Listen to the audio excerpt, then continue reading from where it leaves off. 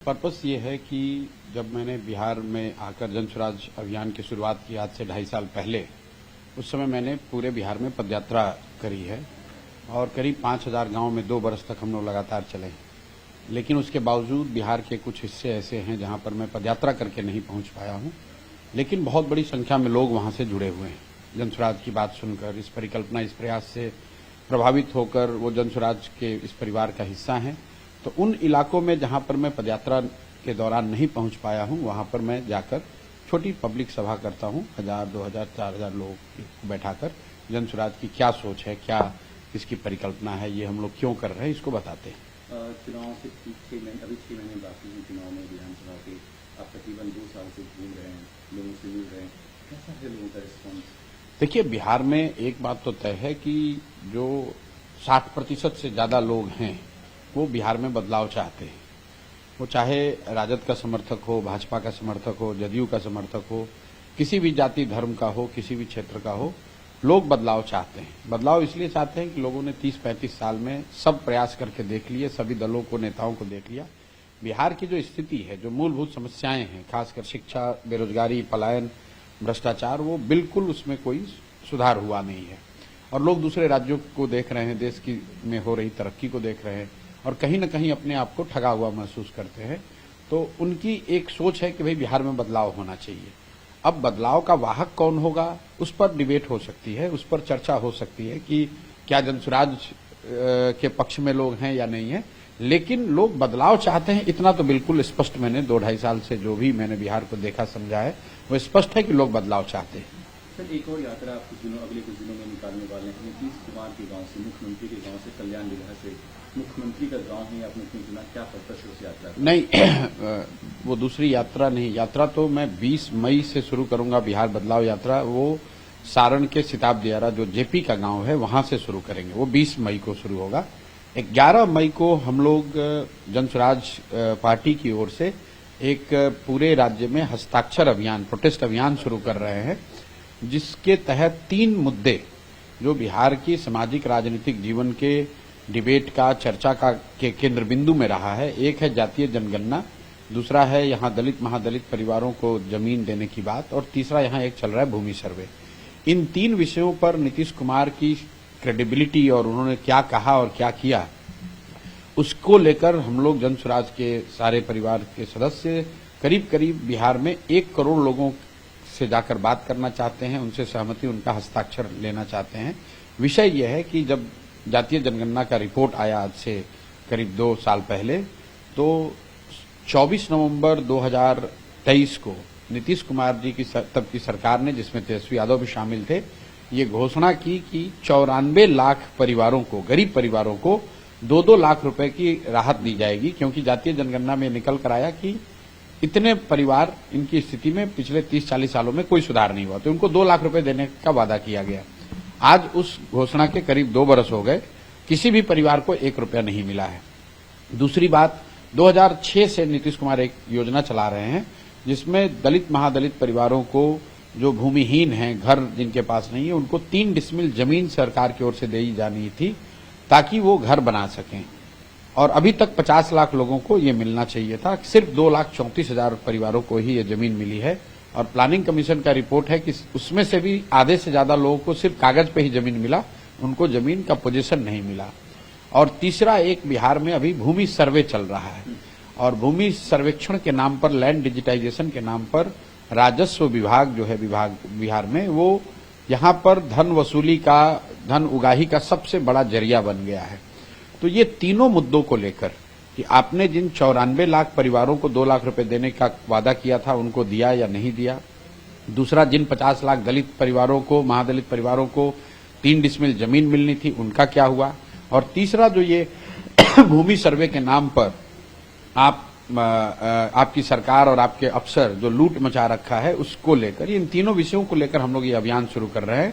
और मैं स्वयं से नीतीश जी के गांव नालंदा में कल्याण बिघा जा रहा हूं, और वहां घर घर जाऊंगा और लोगों से इन 3 बिंदुओं पर बात करूंगा और उनसे पूछूंगा कि पूरे बिहार की तो छोड़िए, क्या आपको मिला, क्या नीतीश, ये जनता भी देखेगी, मीडिया के सामने, सब मीडिया के सामने ये किया जाएगा, मीडिया भी रहेगी, वो दिखाएगी कि क्या नीतीश के गांव के दलित परिवारों को 3 डिसमिल जमीन मिली आज 15 बरस में, या वहां पर भूमि सर्वे जो हो रहा है, क्या नीतीश जी के अपने गांव में जो लोग भूमि सर्वेक्षण करा रहे हैं उनको घूस देना पड़ रहा है कि नहीं, उनको पैसा देना पड़ रहा है कि नहीं। और जो बात महत्वपूर्ण है कि नीतीश जी के गांव में जो गरीब लोग हैं, क्या उनमें से किसी को 2 लाख रुपया मिला कि नहीं। इसी अभियान को लेकर हम लोग 11 तारीख को उनके गांव से इसकी शुरुआत करेंगे। सर, एक बिहार से क्रिकेटर है, युवा क्रिकेटर वैभव सूर्यवंशी, जो रिसेंटली उन्होंने 35 बॉल में सेंचुरी बनाया। बिहार सरकार ने 10 लाख देने की बात, अब कैसे देख रहे हैं? भाई देखिए, दुर्भाग्य है जब कोई अपनी मेहनत से, अपने प्रयास, अपने डेडिकेशन से कुछ हासिल कर लेता है तो सरकार और नेता जो है वो उसको अपने एप्रोप्रिएट करने लगते हैं। अब वैभव के की जो सफलता है उसमें सरकार का या यहाँ की व्यवस्था का तो कोई योगदान है नहीं। बिहार में क्रिकेट के नाम पर तो कुछ है नहीं, या क्रिकेट ही क्यों, किसी भी खेल स्पोर्ट्स के नाम पर तो सरकार ने न कुछ अभी तक किया है, न कोई सुविधा दी है। कोई व्यक्ति, कोई लड़का अपनी मेहनत से अपना खून पसीना बहाकर कुछ बन गया तो अब उसको माला पहनाकर, उसको कुछ पैसे देकर ये उसकी लोकप्रियता को या उसके अचीवमेंट को एप्रोप्रिएट करना, मुझे लगता है कि ये एक तरह से गुनाह ही है। बिहार के युवाओं के लिए, खासकर जिनका रुचि स्पोर्ट्स में हो, क्रिकेट में हो, फुटबॉल में हो, हॉकी में हो, ये तमाम जो स्पोर्ट्स होते हैं, उनके लिए क्या है नितिन सर आपके पास? नहीं, देखिए, युवाओं के लिए खेल की एक बड़ी महत्ता है, लेकिन पूरे देश में भी पूरे खेल को लेकर कोई बहुत सजगता है नहीं। बिहार जैसे गरीब और पिछड़े राज्य में तो जो युवा है वो पढ़ाई या जब डिग्री उसकी पूरी होती तो उसकी तो सबसे बड़ी चिंता ये है कि भाई उसको किसी तरह कुछ रोजगार मिल जाए ताकि 10, 12, 15 हजार रुपए कमा सके, वो अपने पैर पर खड़ा हो सके। इस तरह के समाज और इस तरह की परिस्थिति में खेल को लेकर कोई बहुत न सजगता है, न सरकार। समाज में लड़के खेलते हैं, गांव गांव में खेल तो होता ही है, लेकिन सरकार के पास न कोई योजना है, न कोई उसको सुधारने का तरीका है। आप देखिए, इतना बड़ा राज्य है, यहाँ से 1 या 2 क्रिकेट के खिलाड़ी अभी निकले हैं। छोटे छोटे राज्यों से बहुत बड़े बड़े क्रिकेट खिलाड़ी या दूसरे खेलों के लोग निकले। ऐसा नहीं कि बिहार में टैलेंट नहीं है, लेकिन बिहार में कोई सुविधा ही नहीं है उसके लिए, तो सुविधा बनाने की जरूरत है। तेजस्वी यादव रिसेंटली अभी पासी समाज के लोगों से मिले और शराबबंदी के साथ में ताड़ी भी बंद हुआ था बिहार में, तो अब वो कह रहे हैं कि जैसे हमारी सरकार आएगी हम देखिए, सुधार करेंगे। तेजस्वी यादव जैसे लीडर, ये लोग जाति धर्म से ऊपर उठ ही नहीं सकते हैं। इनका पूरा अस्तित्व, इनका एग्जिस्टेंस ही सिर्फ जाति और जाति से जुड़े हुए मुद्दे और जातीय और धार्मिक उन्माद, हिंदू समाज को जातियों में बांटना और मुसलमानों को हिंदू मुसलमान का डर दिखाना, भाजपा का डर दिखाना, इसी पर इनकी पूरी राजनीति है। न इन लोगों ने कभी कुछ किया है, न कुछ समाज के लिए समझा है, न कुछ करने का प्रयास किया है, न कोई योजना है।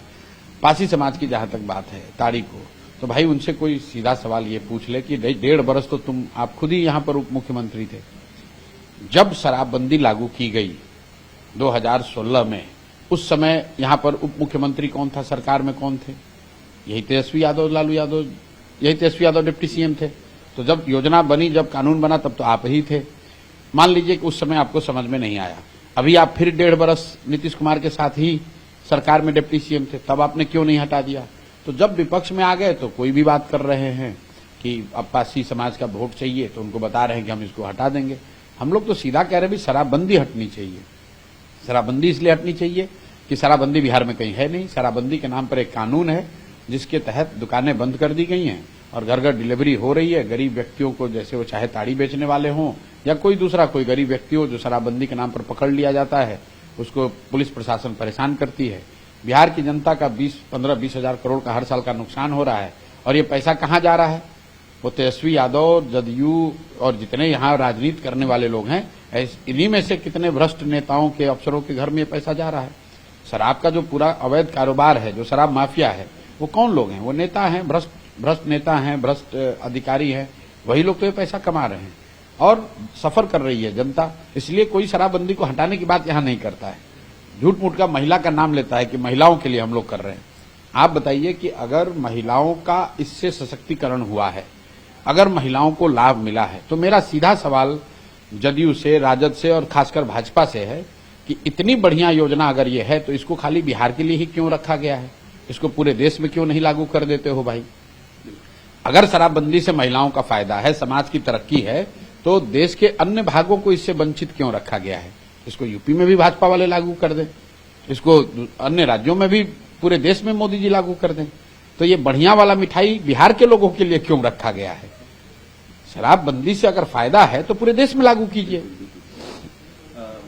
चिराग पासवान पटना आते हैं और उनका एक स्टेटमेंट है कि हम बिहार में राजनीति करना चाहते हैं, बिहार के बारे में सोचना चाहते हैं, बिहार के बारे में, बिहार का उत्थान करना चाहते हैं, बिहार फर्स्ट, बिहारी फर्स्ट का उनका एक स्लोगन नहीं। तो ये चुनाव से ठीक पहले उनकी इस तरीके से स्टेटमेंट आना, आपको लगता है कि 2020 वाली परिस्थिति? देखिए, ऐसा है कि चिराग जी बिहार से ही राजनीति करते हैं, इसमें नई बात क्या है। चिराग पासवान यहीं बिहार से एमपी हैं, सांसद हैं, मंत्री हैं, यहीं से वो और उनकी पार्टी राजनीति करती है। उनके पिताजी लंबे समय से यहीं से राजनीति करते रहे। तो जब आप लोग ये कह रहे हैं कि वो बिहार में आ रहे हैं, बिहार में आना चाहते हैं, तो बिहार में तो पहले से ही हैं। बिहार में आने का मतलब अगर ये है कि वो सांसद और मंत्री का पद छोड़कर बिहार विधानसभा का चुनाव लड़ेंगे या बिहार में रहेंगे, तब वो चर्चा का या कमेंट का विषय हो सकता है। मेरे लिए चिराग जी पहले से भी बिहार की राजनीति कर रहे थे और आगे भी वही बात कर रहे हैं, तो उसमें कोई फर्क नहीं है। जहां तक ये है कि आप चुनाव के समय में इस तरह के वक्तव्य देना, आना, सक्रिय होना, ये तो राजनीतिक पार्टियों का के लिए आम बात है। अभी आपने देखा कांग्रेस की सक्रियता आपको दिखी, कन्हैया कुमार जी जो यहीं बिहार के हैं वो 4-5-10 दिन यहाँ पर सक्रिय दिखे, चिराग जी सक्रिय दिख रहे हैं, दूसरे लोग भी जो सक्रिय दिखते हैं। ये तो ये कवायद है इस बात का कि गठबंधन में आपको सीट मिले, कोई आपका 2 सीट कम न करे। ये कोई बिहार को सुधारने के लिए या समाज के लिए कुछ करने का प्रयास नहीं है। सिर्फ गठबंधन में अपने और अपने पार्टी के लिए ज्यादा से ज्यादा खींच कर लिया जा सके, प्रेशर पॉलिटिक्स किया जा सके। वरना अगर कांग्रेस सही में बिहार में सुधार चाहती है तो वो राजद का झंडा लेकर क्यों घूम रहे हैं? जो लोग राजद का झंडा लेकर घूमेंगे वो विकास की और सुधार की क्या बात करेंगे? सर, पिछले कुछ दिन पहले पहलगांव में एक अटैक हुआ, 26 लोग मारे गए, जिसके बाद पूरा देश जो है वो शोक में डूबा रहा है। पीएम मोदी ने कल मीटिंग किया है, आज भी मीटिंग चल रही है, एनएसए हैं वहाँ पे, रक्षा मंत्री हैं, तमाम जो तीनों सेना के अध्यक्ष हैं वो हैं। और मीटिंग से ये बात सामने आई है कि सरकार ने सेना को फ्री हैंड दे दिया है कि आप एक्शन लीजिए, आप बदला लीजिए आतंकवादियों से। और इस बीच जो एलओसी है वहाँ पे सीज फायर का उल्लंघन पाकिस्तान की तरफ से लगातार किया जा रहा है। आप इस पूरे मसले को कैसे देख रहे हैं? आपके पास भाई इस मसले को ऐसे देखते हैं, हमारे जैसे व्यक्ति का ये नजरिया है कि कुछ चीजें हैं वो केंद्र सरकार का मामला है। देश की विदेश नीति, देश की सुरक्षा का जो मामला है वो केंद्र सरकार का मामला है। सरकार वहां बैठी हुई है, जनता ने चुनकर वहां बैठाया है और पूरी तरीके से देश की जनता, पक्ष विपक्ष, हर वर्ग के लोग सरकार के फैसलों के साथ हैं। जो भी फैसला देश हित में जरूरी है वो लेने के लिए ऑथराइज्ड हैं, सरकार उसी के लिए है। अब गांव में नाली गली बन रहा है कि नहीं बन रहा है, उसके लिए सांसद के बजाय मुखिया को उत्तरदायी बनाया जाना चाहिए। राज्य की शिक्षा, स्वास्थ्य की व्यवस्था सुधारने के लिए राज्य की सरकारें हैं और देश में सुरक्षा, विदेश नीति जैसे जो मामले हैं संवैधानिक तौर पर यह केंद्र सरकार का मामला है। हम लोग देश का हर वो नागरिक जो देश से प्रेम करता है, जो इस तरह की घटनाओं की निंदा कर रहा है, वो देश में हुए इस विभत्स घटना की निंदा कर रहा है और सरकार के फैसले के साथ खड़ा रहेगा। सरकार क्या फैसला लेती है, उनके पास सारे रिसोर्स है, सारी जानकारियां हैं, उनके पास सारे विशेषज्ञ हैं, देश विदेश की सारे जो कूटनीति है, रणनीति है, वो उनके पास सारी जानकारी है। सरकार जो भी निर्णय लेगी देश हित में लेगी, ऐसा सबको विश्वास है। और अगर देश हित में वो फैसला ले रहे हैं तो जिस तरह का भी कार्रवाई करने की बात होगी उसमें पूरा देश साथ में खड़ा रहेगा। पाकिस्तान के मंत्री भी बोल रहे हैं कि हमारे पास ही न्यूक्लियर है, उसको ऐसे सजाने के लिए। चलिए, वो तो स्वाभाविक है कि आपसे किसी की खींचातानी चल रही है तो दोनों ओर से वक्तव्य, वाद विवाद ये सब तो होते ही रहेंगे। मैं सिर्फ ये कह रहा हूं कि देश में हर स्तर पर हर व्यक्ति को इस पर कोई विशेष टिप्पणी करने की जरूरत नहीं है। कुछ बातों को हम लोग को देश की सरकारों पर सरकार पर छोड़ देना चाहिए, भरोसा से कि हम लोगों ने चुनकर उनको वहां बैठाया है और देश की जो व्यवस्था है, सेना है, पार्लियामेंट है, न्यायपालिका है, ये व्यवस्थाएं ऐसी बनी हुई हैं कि जब देश पर उस तरह की कोई संकट की स्थिति आती है या इस तरह की कोई रिस्पांस देने की जरूरत है तो वो लोग मिलकर निर्णय ले सकते हैं।